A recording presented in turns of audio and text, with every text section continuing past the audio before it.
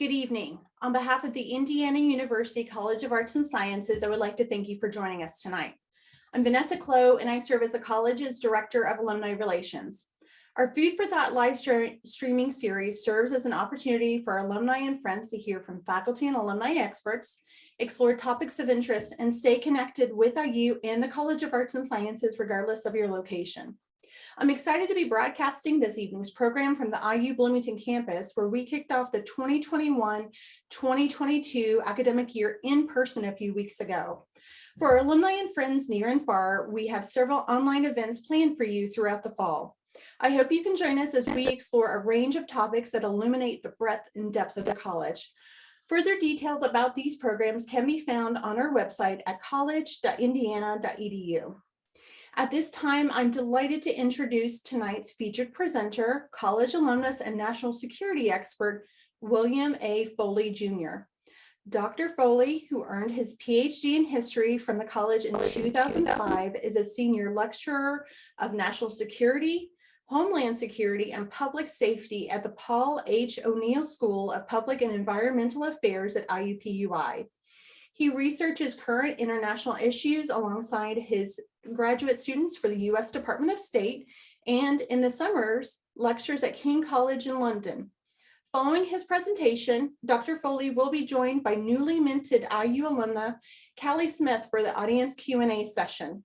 Ms. Smith researches the intersection of natural science and policy and recently served as Dr. Foley's co-instructor for his US-UK National Security and Counterterrorism London course over the summer. You can submit your questions at any point during this evening's discussion. Simply click on the Q&A tab located in your webinar toolbar. Hover your mouse over the screen and your toolbar should appear. Now it is my pleasure to welcome Dr. Bill Foley for his talk on the national security enterprise. Okay, the theme of this is national security, and it's also crisis, change, and continuity. We're going to look at 10 things tonight. I promise I'll get you out of here by midnight.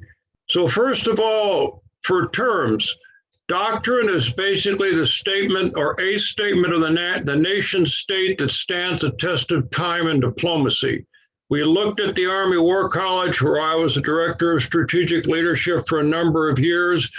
Bob Lytle had a little thing called strategy. Strategy equals the ends plus the ways plus the means.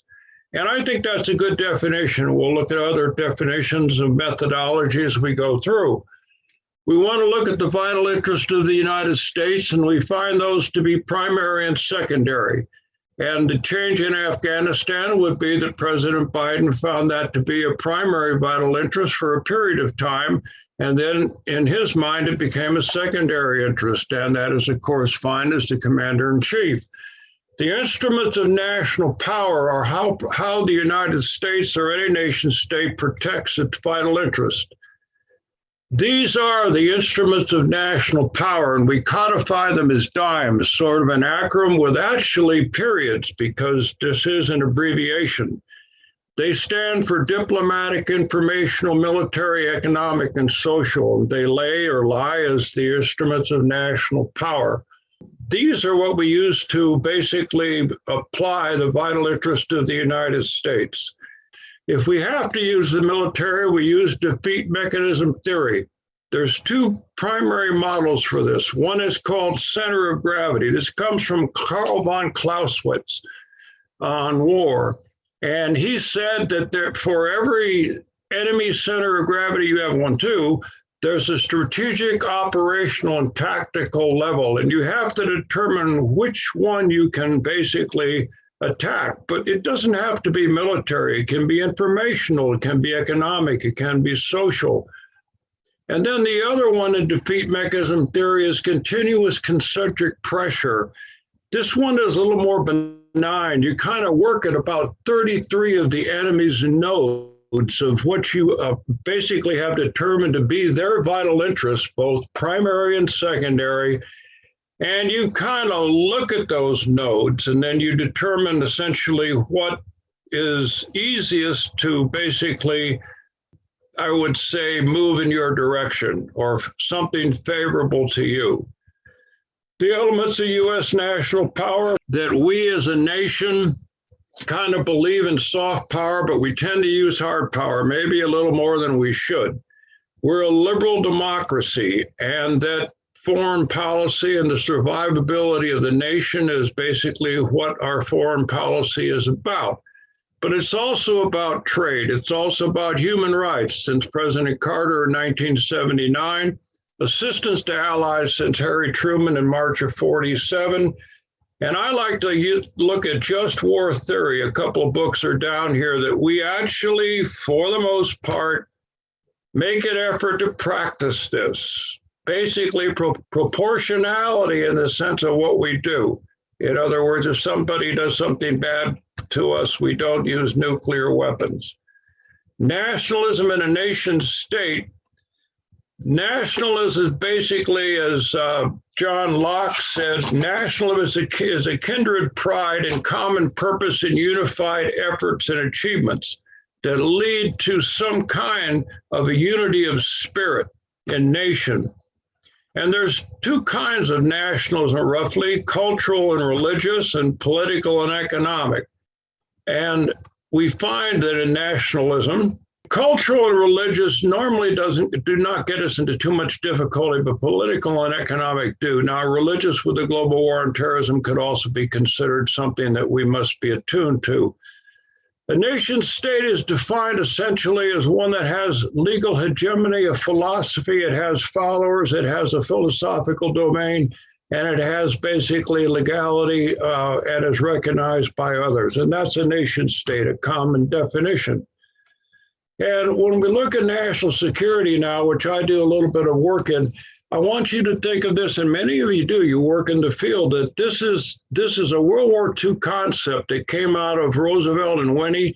It was thought of before, but exercised by them basically worldwide, that said that national security is the survival of the nation state, and during the Second World War, it was based on military might.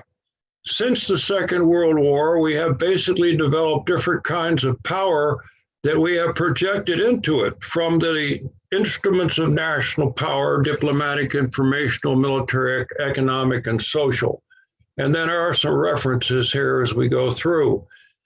The national security enterprise then, beyond the president, is a series of groupings of instrumentalities of governance that basically enact the vital interest of the United States through the instruments of national power for the survivability of the nation state in national security. Sarkison looks at the policy triad, which is the Secretary of State, the Secretary of Defense, the National Security Advisor. And he says that these are the big four outside of the president that work basically within the executive branch. And the intelligence gatherers, ODNI, Office Director of National Intelligence, the Joint Chiefs of Staff, White House senior advisors, particularly the Counselor to the President and subject area advisors, and then Homeland Security. That's the magic 7+1 that we don't cover. He does look then at four areas of oversight. That's the Office of Management and Budget, Courts, Congress, and the public and media.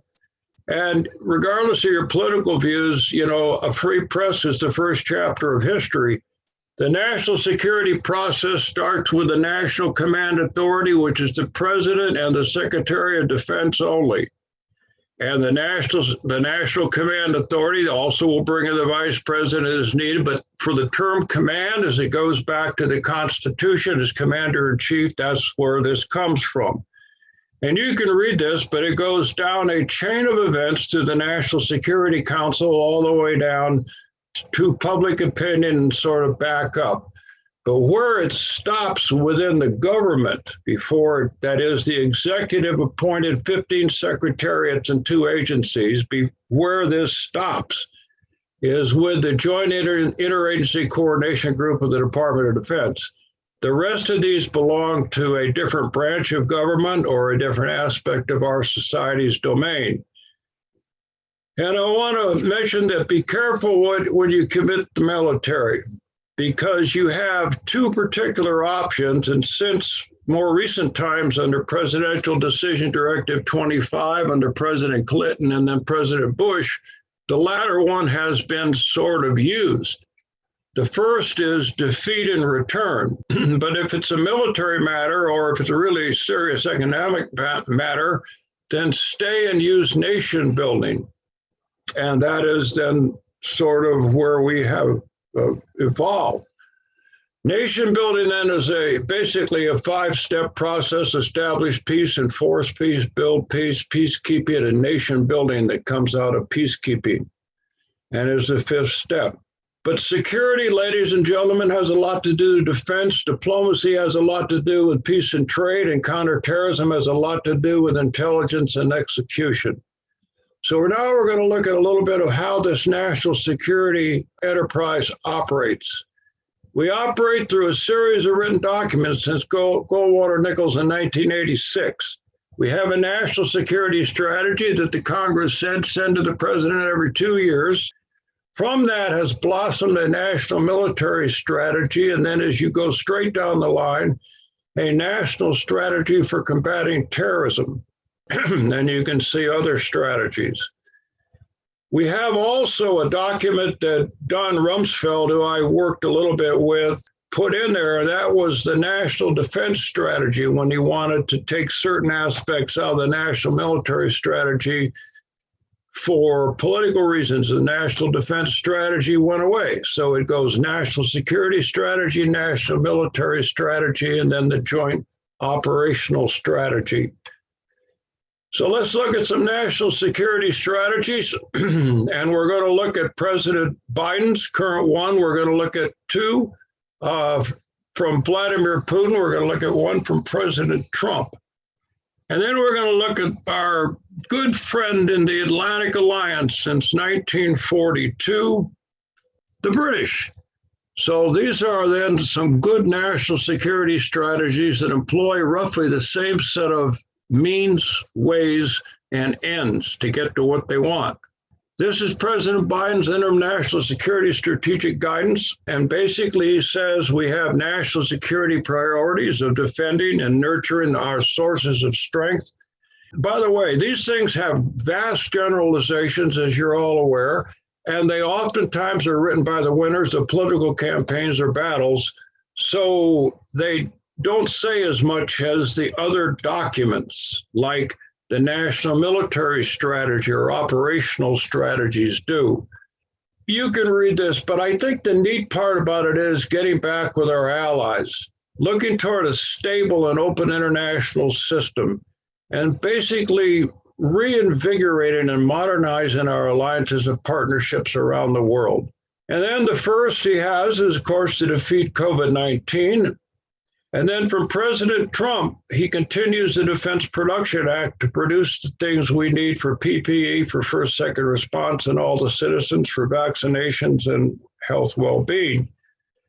Re-engagement, though, and I underline just a few things: closest allies and partners by renewing our own enduring sources of national strength with them, sharing global dynamics once again. And then he looks at alliance for diplomacy and health, new markets, similar to what President Trump did, expanding democracy because we believe that everybody should be democratic because 2 democracies have never fought, and defending equal rights. And this is nice because we're now bringing in gender rights, we're bringing in sexual rights, we're bringing in indigenous communities, and this goes back to sort of the democratic view of this. Climate change. This is a hot button. And I think most of you agree that we do have some problems in climate change. Last but not least, re-engage Iran with the renewal of the JCPA. That's the Joint Comprehensive Agreement. Now, President Trump's national security strategy was basically 2017, but 2018 is when it sort of went into effect. He picks out players in the world that he considers dangerous. This is fairly well written, by the way. North Korea, ISIS, Iran, China, Russia. He wants out of the Trans-Pacific Trade Partnership. He wants out of NAFTA. He believes that the NATO nations don't pay enough of their GDP into it. The US and the UK does, and just a few, Germany, France, et cetera. They should pay the 2% of the GDP NATO agreement. The national security strategy stresses principle realism according to Trump. So it's a market-based economy and free trade rather than a political and sort of human rights document that Biden had. And with it, he has 4 pillars. First, basically protect America and protect her borders, and it basically reform the immigration system. Second, promote American economic prosperity and growth. Third, the vital interest of the United States to compete with all the tools of national power to ensure all the regions of the world are not dominated by one power, and then to support American interest and make us secure and prosperous. We want to then travel across the pond, as is said, to Prime Minister Johnson's integrated national security strategy called Global Britain in a Competitive Age. The first is to defeat COVID-19. Now, these are similarities in all of the national security strategies: to expand free trade, similar to what we're looking at. As you're well aware, the EU left the European Union. They tried to get in since 1962 forward, and then they finally decided to leave.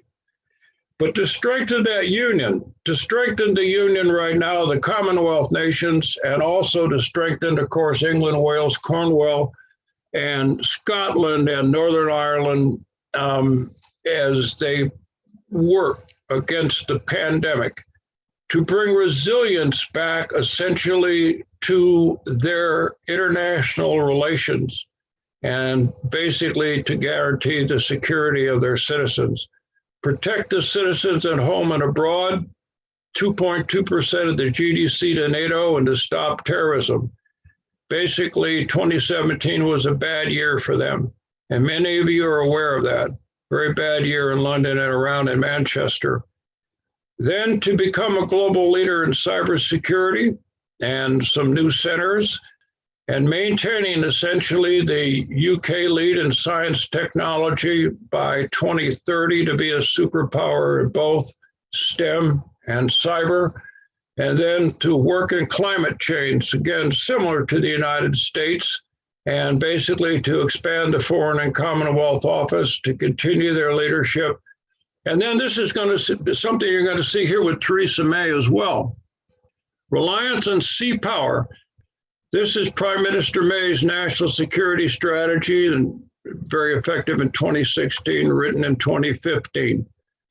And this relies on military intelligence and diplomacy, their contribution to NATO, and also the Royal Navy. What's interesting is a continuous at-sea deterrence in the defense of NATO. And they use submarines. They don't use sail and wind anymore, as you're all aware.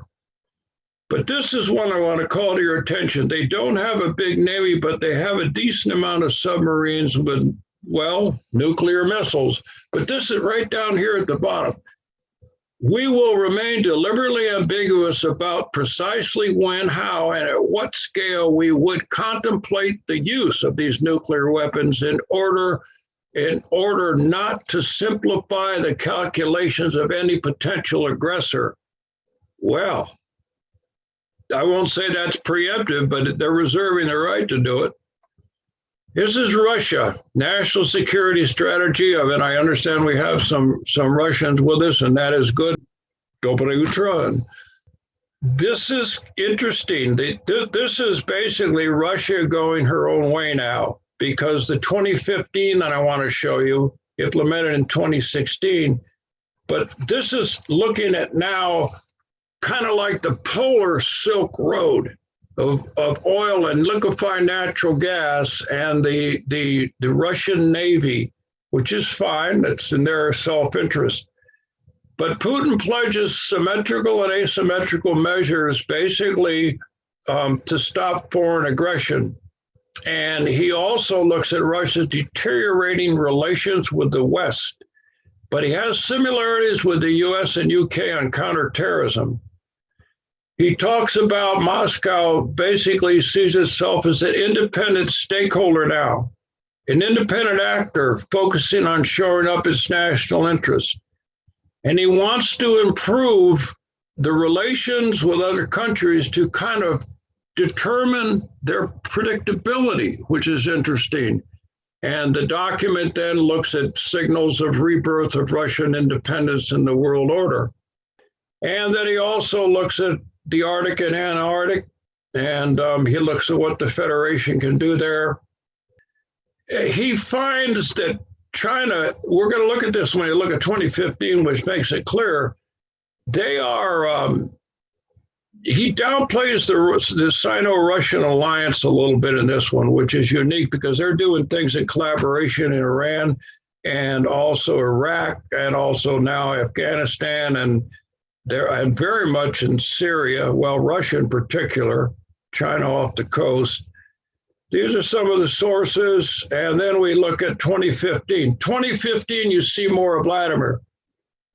The national priorities, strengthening the country's defense. However, agriculture, I'm going to look at why agriculture is important. And you can read this because I don't want to keep you beyond the bewitching hour. Defense and agriculture, kind of like why? The 50 largest countries in the world haven't changed too much. I know with global warming, we've lost a little landmass, but it's Russia by a long start, Canada, United States, and China. With that in mind, look how big. But look at where they are down here in population. So the why he's involved in agriculture is that he is the largest country, but he's nowhere near the top of population, and they're not able to support a lot of their infrastructure with good food and good goods and good delivery and timely delivery of over the shelf. To do that, he shored himself up with some very strange relationships, at least Brazil, Russia, India, China, and BRICS. And BRICS is his basic effort to counteract three major financial organizations in the world. He's part of the world of the WTO, but not of the rest of them. And so he's got BRICS going. He's been ostracized since the Crimea. But here's the 15 one. Expansion of NATO and Russia basically on his borders is a threat to his national security. But the Russian Federation is will develop a relationship based with NATO on equality. Now he's saying in 2021 he's going alone. They're also interested in establishing a fully fledged partnership with the U.S. based on common interests. But the color revolutions is interesting in 2015-16. He is worried about the number of different nation-state flags on his borders, all around the borders that I showed you. And he's really worried about that. So the color revolution then makes him go back to the Second Great Patriotic War. He is going to save Slavic Russians from the West and Western domination. And you see that then in the Ukraine. If you compare 2015 with 2021, we see in 2015 improving the quality of life for Russian citizens. And we see here preservation of the people of Russia, developing human potential, national defense, state and public security. But down here, the economic portion in 2015 was well up here. Let's look at the importance of intelligence in what we do. Intelligence is information, the protection of our vital interests, and if applied properly, as Sir David Oman properly then guarantees successful instruments of national power application. This will be quick because it's kind of basic. Intelligence is open source. If you scale it, you look at an entity. If you refine it, you look at what the entity is doing. If you then apply it from what you find out this to be, then it becomes usable. We have 16 agencies. It all goes through ODNI that manages then the National Counterterrorism Center in conjunction with the FBI.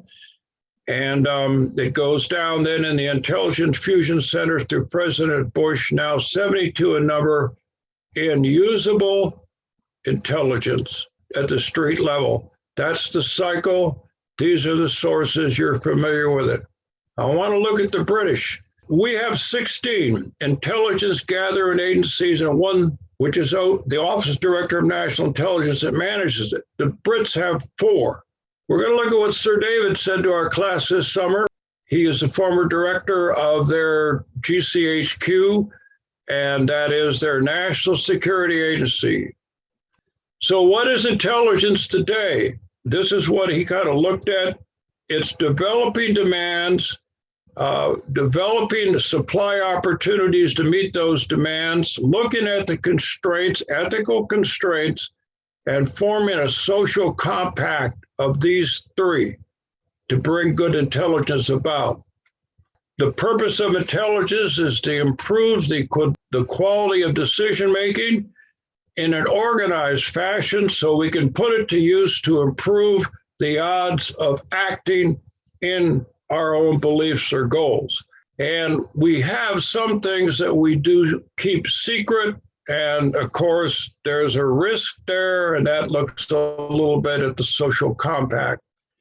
This is his second book, How Spies Think, and we can look at intelligence as working forward from the present and immediate past, and then looking back a little bit, like what happened at Bletchley Park, or how do you look in a cryptological sense and in an information sense at improving intelligence. And then here's the model they use. This is basically C's: getting situational awareness over the horizon, explaining what intelligence you've gathered, estimating and modeling your intelligence, and then providing strategic notice to the stakeholders of what they can expect. And if you look at changes in demand, we'll look at that first, and changes in supply, and then ethics and constraints. Changes in demand can be all the crackpots, idiots, and dangerous people, bad goods, and bad things that are out there. And that forces then a need for more intelligence and intelligence gathering. Therefore, what they do becomes more important. And then their financing becomes more important. And then having cooperation, as President Biden has indicated as well, becomes important with our allies. And then if we also look at he wrote the National Security Strategy of the United Kingdom after 9/11. It's called Contest. Their strategic aim is number 1, and we'll look at it right here. Pursue, prevent, protect, and prepare. And when we look at this, to pursue intelligence, to prevent the enemy from doing what the enemy might want to do. And he looks at intelligence as open source, diplomatic, and attaché.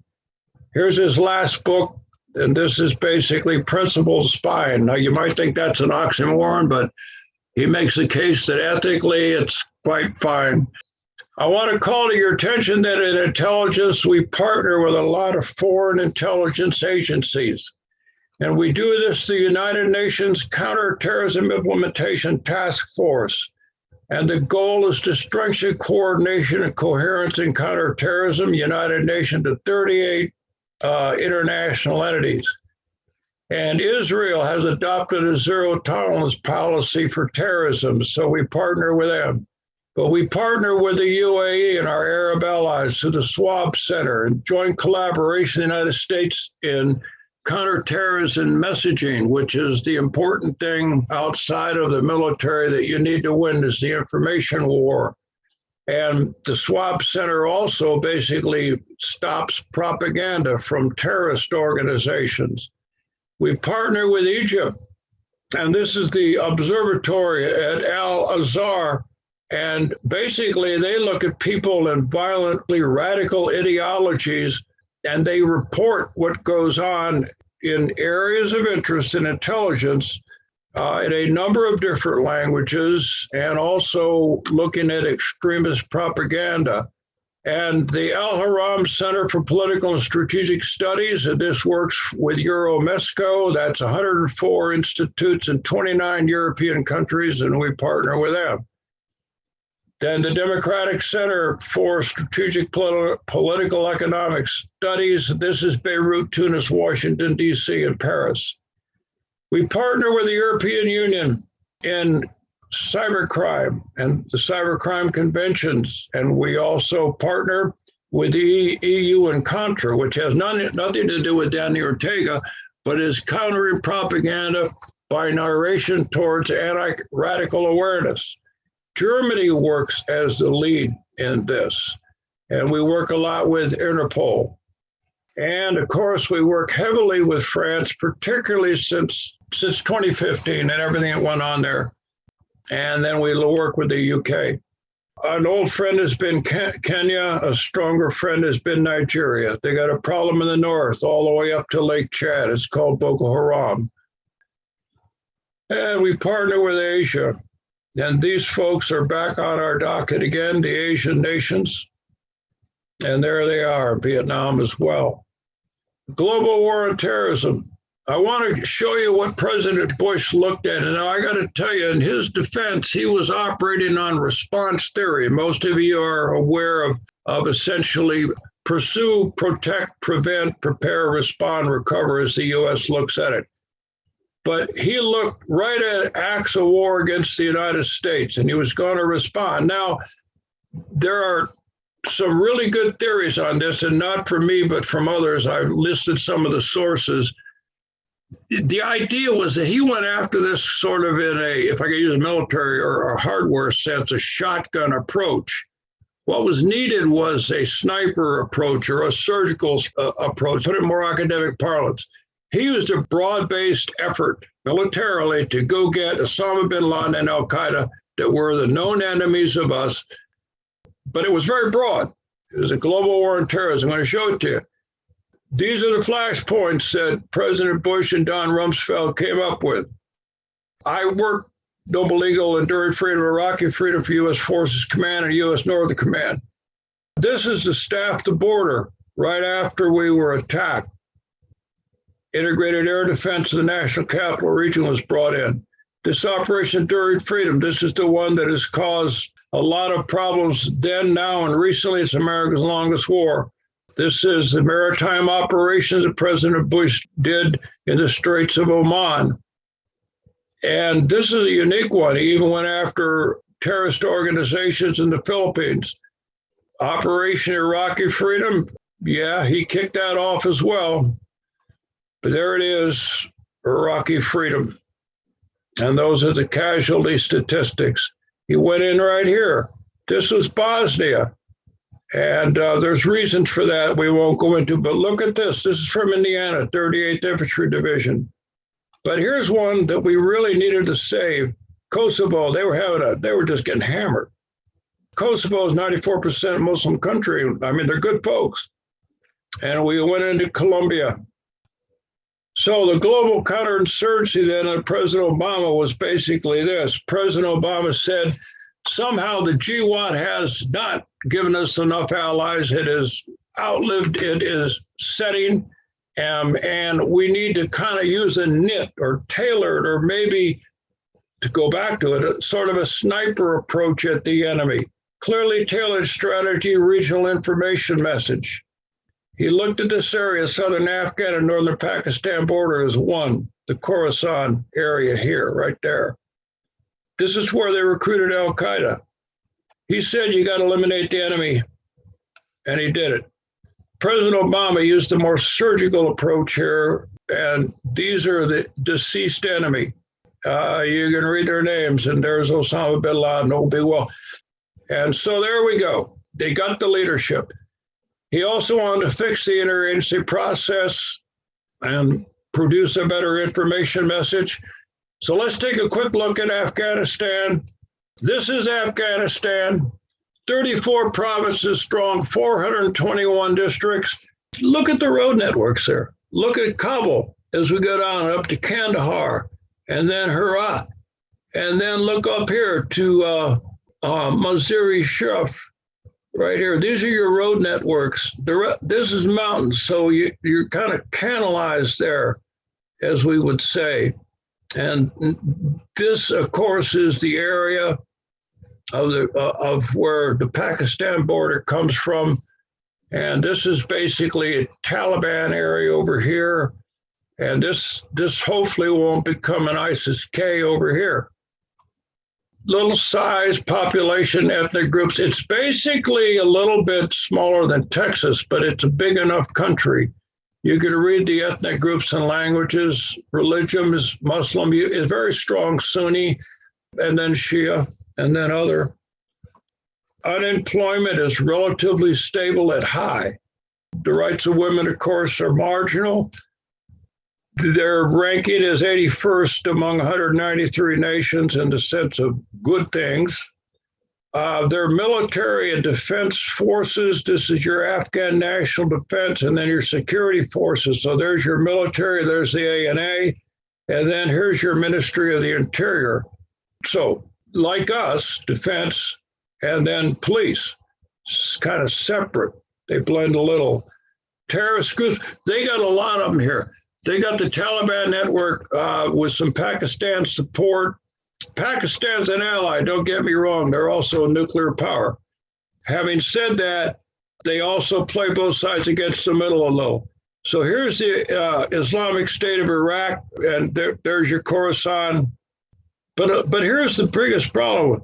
World's largest producer of opium, and you're familiar with this. They got border disputes with Pakistan and India. A refugee population, a human trafficking population, which is an issue. This comes from the CIA fact book. And then Tier 3 does not comply with minimal standards for elimination of trafficking.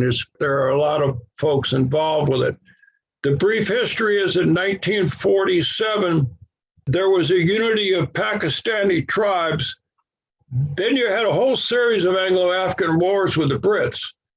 Now, in 1973, where we're about that coup, but in 78, you had a communist counter coup, and the Soviet Union invaded in 79 to support the Afghan communist regime. And that's the key to their Vietnam. And they withdrew in 1989. And then Kabul fell essentially to the Taliban in 1996, but it's going to change. Following 9/11, we came in along with NATO, first use of Article 5 of 1949 NATO. Boom, we came in with everybody, 81 countries. 81 different groups supporting us. We came in with all the NATO countries. And then we were looking toward establishing democracy, which we did, a limited form. Presidential election 2004, National Assembly 2005. So Hamid Karzai, now, he didn't leave. Ghani left, but he didn't. He stayed around. He's got a lot of connections. So this is with the fall, the Taliban. And so he was elected as president of Afghanistan in 2004. And of course, Ghani would then come to power. And when Ghani came to power, essentially there was a bilateral security agreement, then status of forces agreement. And this would then be a continual agreement from 2014,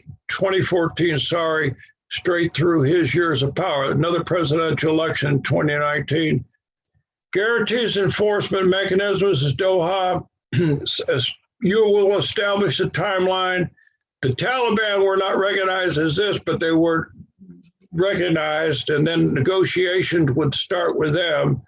So essentially, negotiations would begin on March 20th in earnest of 2020. Permanent comprehensive ceasefire would be drawn up. Afghan dialogue and negotiations would take place. So now, I want to be very specific here. In intra-Afghan negotiations with the Afghan sides involved in the war. So this was the government starting off with President Trump, and then eventually discussion with representatives of those folks. But there wasn't necessarily a withdrawal date, although President Trump mentioned it several times before he left office. President Biden followed through, and I won't go into politics here. It is what it is. So he announced essentially that we would, on April 14th, we would definitely have everybody out by September 11th, the 20th anniversary of the war. And then he basically said on July 8th, it would have everybody out by August 31st. And we had everybody out by, little typo there, we had everybody out by August 30th, 2021. So that's a quick look at that. These are some sources. This is 2021. It's called How to Lose the Country Quickly, May 5th, August 14th. So you can see that. So what is this? Taliban-controlled districts. We looked at the number of districts and 421. So let's look at the conclusion then. I want to call to your attention a little article here on 6 terrorism trends in 2020. It's a good little article. First kind is retaliatory terror. Like if you have been beaten up for a long period of time, you might want to get even over essentially the Gaza Strip settlement or the West Bank settlement or the lack thereof. White supremacist and anti-Semitic attacks. ISIS resurgent. Africa, a lot of good nation state allies over there, everything in the Cote d'Ivoire, Boko Haram, and up to Lake Chad and down and around. Good allies. Mainstream extremist recruitment, open source intelligence. This is something we have to kind of watch. They use encryption too. San Bernardino is an example of some bad things that happen. And it blends into homegrown violent extremism, hybrid models, and crossover and soft targets. I want to close by a good article from Ben Rhodes in Foreign Affairs. As we look at this, the scale of the U.S. response, essentially to 9/11, remade American government, foreign policy, and will continue to generate aftershocks. The war on terror also reshaped American national identity. And President Bush basically might have overreached a little bit. We'll leave it at that. And President Obama moved sort of decisively in the post 9/11 model that President Bush had set up. President Trump played lip service basically to ending some of the war efforts, but did some economic things that were all right. It has been an era of crisis indeed, with a lot of change and interrupted continuity, as we'd say in history. Last but not least, 9/11. So, questions? Okay, we've got a couple of questions here. We've got the first question. Someone asked, who developed the concentric pressure theory or approach, or however you want to refer to it?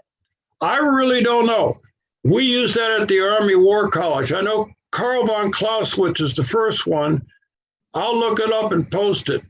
I think it's Giles and Gavin, I believe, but it's something that presidents did use. As a matter of fact, Bush started out as center of gravity, and he ended up as continuous concentric pressure because it builds allies.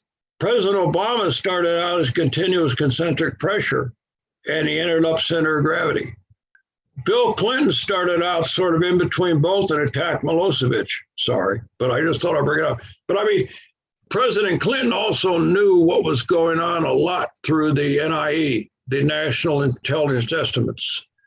You've got a couple more questions. People want to know how you feel about what's going on in Afghanistan. Do you think it was the right step by the U.S. to do what we did to pull out? And if so, was it carried out in a way that you think was effective, or could it have been better? I think it's very close. I think it's a good question. I think it's very close. It's a 51% plurality, just 51% that it was a bad idea. Now, the reason I say that is I know they're going to come back. I know from my work that Al-Qaeda and ISIS-K and also the Taliban and some other groups. I listed the terrorist organizations for you, but let me give me the 49% rule. We have hardened up so much. You cannot get into the cockpit of an aircraft in flight. You cannot get liquid explosives through TSA or anybody else. You can't go to Heathrow without spending about 2 hours in pre-flight inspections. We have blocked the streets and bridges of London from the people who have self-radicalized. They can't get up on the bridges anymore.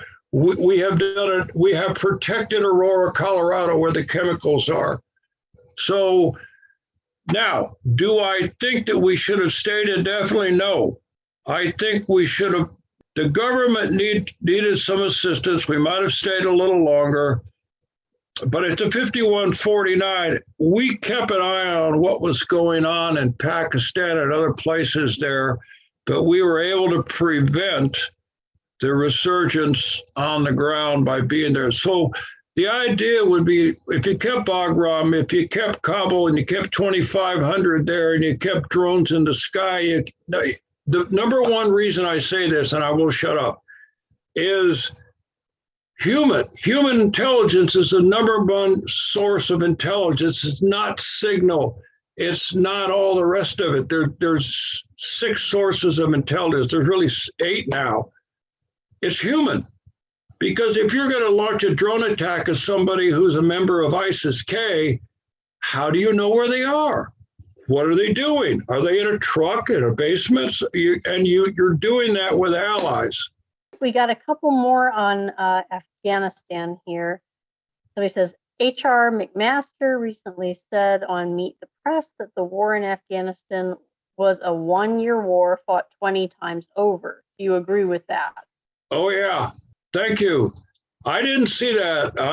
I've seen H.R. McMaster often on TV for the most part. I work with a few of them personally, but we went in there on October 2nd, unofficially, 2001, and we used air fuel bombs. My good friend Franklin Hagenback of the 10th Mountain Division, they got them out of the caves. They rooted those folks out of there.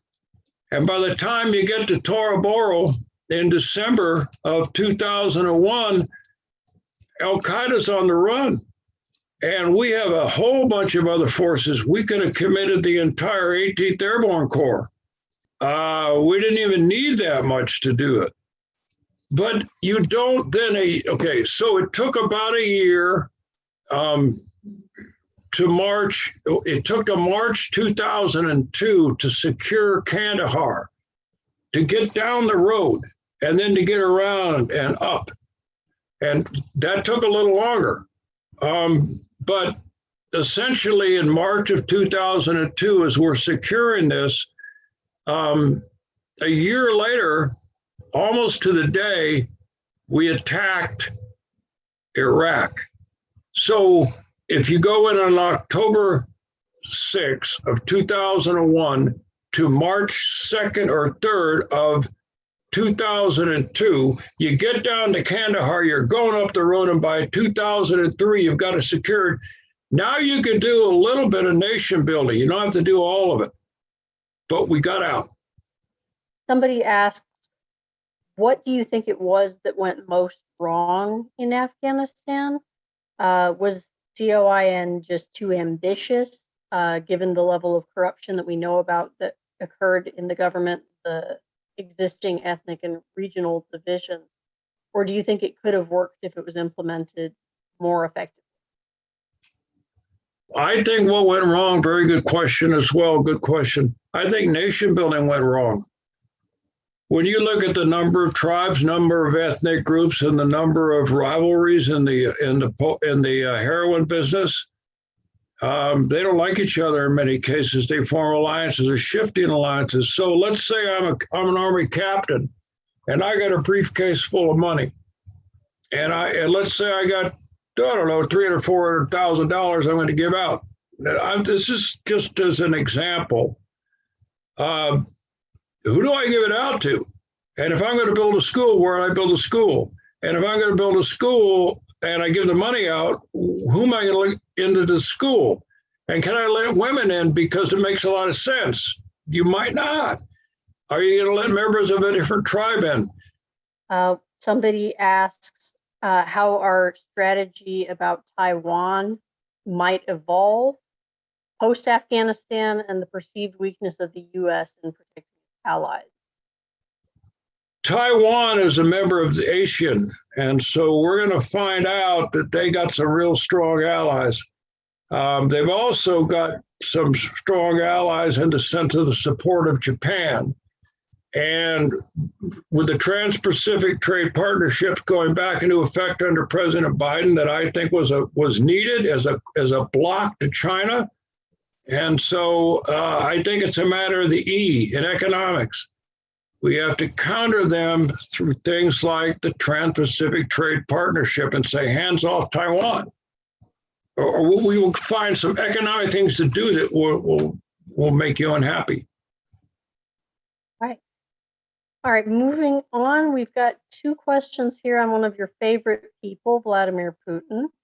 How does Putin view the CIS? Is it simply accepted as code or a pretext for the Russian sphere of influence, or do you think that he is upset with it? He considers these to be countries that at one time were part of the Union as Soviet Socialist Republic. So, I mean, what this boils down to with Vladimir Putin is that he has a number of interests that he has to maintain. And one is Cold War views. And he looks at a sphere of influence, like Jimmy Monroe said, Southern, Central, and Latin America is no longer open for colonization in 1823. That applies all the way from, you can't do this, Latvia, Lithuania, all the way down to Belarus. So, sorry about that. And goes all the way down. So he views the CIS as what he would basically have if the USSR was still there. But they're buffer zones. They're buffer zones against the West. They're buffer zones against the Colors Revolution. They're buffer zones against radical Islamic terrorism that he fears that they got into Chechnya and that, and he's got Turkmenistan around Uzbekistan and Tajikistan to be a little concerned with as they border on Afghanistan. So anyway. Okay, and then the other question that's Putin related is, how and when is Putin no longer the center of power and decision making in Russia and the CIS, as you see it? Or I know his term limit got extended again. Yes, is that 36? 36. Putin is around, ladies and gentlemen, whoever wrote that, good question. He's around forever. He's either been the prime minister or the president of Russia since 1999. Remember, prime minister, president. And he's around now to 2036. So there's a lot of good articles we use. So goes Russia, so goes Putin. Putin is the nation. Putin is viewed as everything. Now, he rises and falls in popularity based upon the economic prosperity. That's why it's always so high, or has been relatively high in the Russian national security strategy. But yeah, no, he's around 1999 to 2036, either president or prime minister. He doesn't seem to value term limits very much. Yeah, I'm going to get a T-shirt that says "Term limits for Putin." I'd buy one too. Two terms in the Kremlin. That's it. Yeah. We've got another person saying, the U.S. is very focused on ensuring China does not outpace the U.S. military. On the other hand, China has invested heavily in infrastructure and domestic programs. Should the U.S. try and compete militarily or economically with China? I think we should invest heavily in our domestic programs and infrastructure. I think it's a good question. We don't necessarily compete too much with them militarily anymore. We outnumber them. They're not interested so much. Xi Jinping cannot win a military exchange with the United States or a war. But he can win an economic war. And he's a member of BRICS, and look what his allies are. Brother Putin and, South Africa and India and Brazil. So he's got some reach. But the biggest thing Xi Jinping is working on is we look at this in our class. You can look it up at One Belt, One Road, and you're familiar with it. The Silk Road, 3,000 years ago, 3,000 miles long across the top of the world. He's rebuilding that. And they handle either they're handling the infrastructure, the financing, the capital, and the agreements. So he's doing well economically against the United States. The United States needs to get back into rebuilding our economy and our infrastructure. And but I don't think he's going to look too much toward a military confrontation, if that's answers the question. Economic confrontation, oh, absolutely. Yeah. This one kind of ties in with the earlier ones on Putin and the last one that was more focused on China. And I think this person's question got split into two little brackets somehow by mistake, but they asked, which do you view as the greater strategic threat or challenger to the US between China and Russia? Russia. I think Putin's going to take the Ukraine or try to, and he is now poised on the border of Latvia and Lithuania and Estonia. And he took the Crimea, and he took half of Georgia and half of Chechnya, and he's taken half of the Ukraine. If you look at the area, the Donbas region of the Ukraine, it looks like a Russian armor park. Huh. And you've seen it. I mean, it's a parking lot for Russian military vehicles. He used to be number one in oil and liquefied natural gas, and then the U.S. became number one in both. But he has extensive agreements with Germany and other countries in Europe on trade. The largest ground military force in the world is North Korea. They have, if I could quote this properly, around 5,600,000 in their army or armed paramilitary. Now, they're a very strong ally of China and vice versa since December of 1950. But war on the Korean Peninsula. But I think Xi Jinping is a little bit more of a radical or of a logical decision maker. Putin's a heavy drinker, somewhat of a gambler, and so anyway, but that's my view. That's the view of a number of people, but it's sort of a Eurocentric view, although Russia's not a European country. So anyway. Yeah, and we're moving again across the world to Egypt. Somebody asks, so are we supporting Egypt with their ultra dictator in power who invades the privacy of innocent Egyptians, or do you think that that's maybe a bad move to try to back the guy?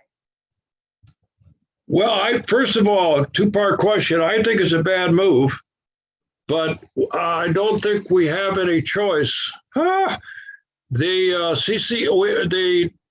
problem that was going on in the Sinai for a number of years, well, let's put it this way. The Arab Spring was great. All of us, many of you remember it in 2011, we thought, boy, this is super. All those dictators, these old corrupt people who have kept folks down and violated human rights and women's rights and everything will go away. And when some of them went away, starting from Tunisia and rolling over to Egypt, it was fine. And when others went away, it wasn't. And I would say that we really wanted to get rid of Muammar Gaddafi in Libya, and Libya is a failed state. But anyway, if we're going to try and keep some kind of stability in the Middle East and keep Egypt as an ally, then I guess we kind of go with that government. But I know who you're talking about, and I don't like it. I don't like the government. If someone died and made me king, I wouldn't do it. But I think to keep stability going, we look in classes when you get rid of a dictator, be careful what the outcome's going to be, or have somebody else in mind. If you're going to play government swap, then make sure you have a transition of power that meets the needs of a broad-based population. And I don't think the present government of Egypt is doing that, but they're maybe the best we have. We always got to be aware that there could be something worse, for sure. Another person has a more kind of general question, just how does the Department of Homeland Security fit into the topics we talked about today? Homeland Security, okay, it goes like this. The national security of the United States forms a national security enterprise for the survivability of the nation state. Defense basically handles defense theory, and state handles global theory. But beyond that, if you then take intelligence, where intelligence blends into all of this, intelligence, like through the fusion centers, then goes from national security to Homeland Security. So Homeland Security has an enterprise of its own, and it meets national security through intelligence, and good intelligence sharing, and usable intelligence sharing. So the Homeland Security enterprise blends into the national security enterprise. The national security enterprise blends into the Homeland Security enterprise. The transitional vehicle is intelligence in all of its categories. So it's a good question. Oh, and so who implements it? Well, the Magic 7+1, Homeland Security. As you're well aware in your work, you've got the big core, the ones that do you've got CIS, and you've got CBP and ICE and TSA. Boom. They all work on things in transportation and the big part of the center part of the country. Then you got the wraparound corps, United States Coast Guard. They work with the Navy and they work with intelligence. Then you got FEMA, and they work with disasters throughout the nation. And then you got the Secret Service, who protects everybody. The last question we've got here is asking about the best tactics and ways to use national security strategy and counterterrorism principles to fight domestic terrorism. The number one, the agency that collects foreign intelligence is the CIA. The agency that collects domestic intelligence is the FBI.